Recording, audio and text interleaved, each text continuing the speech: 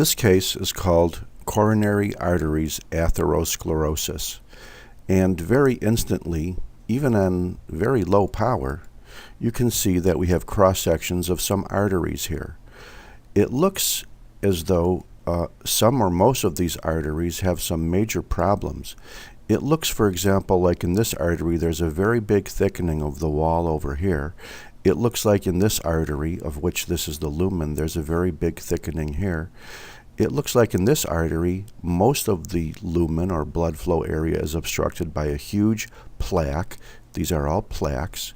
And it looks like in this one, unless I missed part of it, 95, 98% of the lumen is obstructed by this big plaque.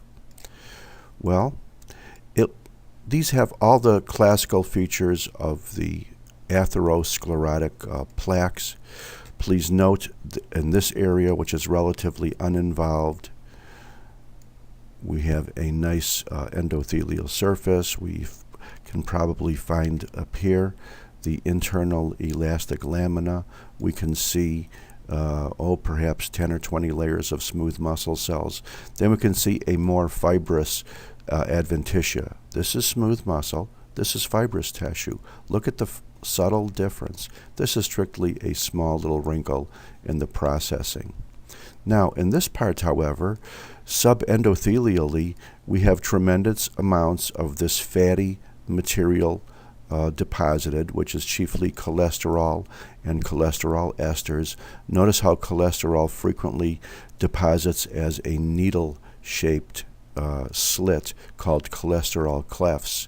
And please note that most of this material is within macrophages, or originally in macrophages. Now it's just one fatty glob. Look at all these cholesterol clefts. And I think you will also be able to appreciate the fact that even though it didn't look originally like there was a ton of calcium in here, I think when you zoom in a little bit, you could see all these little very, very dark blackish blue areas are quite typical of early calcium deposition as well. Here's some cholesterol clefts down here, aren't there? I think another quick little assessment we can very honestly make of these arteries is often the cardiologist and the pathologist will comment about the percentage of the lumen that is disrupted or occluded or narrowed by these plaques. In this one, I think you could say 50%. Perhaps in this one, it might be a little more than 50%. Perhaps in here, I think you might be able to say about 90%.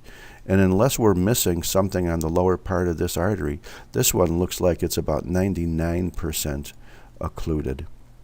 So that's a very quick little guide that people use either angiographically or even grossly at autopsy. Thank you very much.